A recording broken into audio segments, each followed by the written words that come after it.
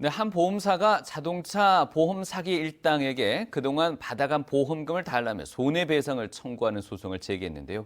그런데 엉뚱한 사람에게 소송을 제기해서 한 20대 남성이 영문도 모른 채 범죄자 취급을 당했습니다. 어찌 된 일인지 권윤수 기자가 취재했습니다. 대구에 사는 A씨는 지난달 서울중앙지법이 보낸 서류를 받고 깜짝 놀랐습니다.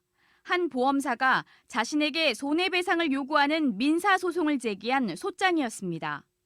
2016년 8월 자신이 남성 2명과 짜고 자동차 보험 사기를 벌여 보험금을 타갔으니 돈을 돌려달라는 내용이었습니다. 자신의 주민등록 초본과 또 다른 피고인 2명의 초본도 함께 들어있었습니다. 소장에 나온 피고인 중 1명은 분명 자신의 이름이 맞았습니다. 그러나 나머지 2명은 전혀 모르는 사람이었고 물론 범행을 저지른 적도 없습니다. 제가 알지 못하는 범죄가 정말 있나라는 생각도 처음에 좀 들었고요. 그러니까 되게 좀 당하고 어이없고 좀 무섭기도 했던 것 같아요. A씨는 보험사에 따져 물었습니다. 보험사는 처음엔 법원이 서류를 잘못 보낸 것이라며 법원으로 책임을 떠넘겼습니다. 법원은 보험사가 떼준 서류를 보내기만 했다며 다시 책임을 보험사로 넘겼습니다. 수차례 항의 끝에 결국 보험사 잘못이 드러났습니다. 소장과 함께 들어있는 과거 재판 기록, 그러니까 보험 사기에 관한 형사재판 판결문입니다. 2018년 2월 수원지방법원이 내린 판결문에는 사기를 저지른 사람이 96년 10월생 A씨로 나와 있습니다. 그런데 피해자 A씨는 생일 날짜는 같지만 96년이 아닌 94년 10월생입니다.